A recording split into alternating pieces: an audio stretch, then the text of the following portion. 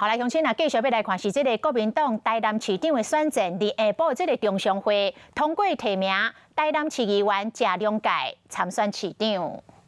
各位常委，对于台南市提名谢龙介同志有没有意见？大家如果赞成的话，我们来共同欢迎谢龙介同志，还有陈以信同志。谢龙介，谢龙介，谢龙介，谢龙介，谢龙介。国民党的党主席朱立伦讲，立委陈以信甲议员谢龙介拢有意思要来参选，经过几啊届的协调，确定由谢龙介代表着国民党参选台南市长。想要获取更多新闻资讯，想要看到主播最新的动态，赶快订阅华视 YouTube 频道。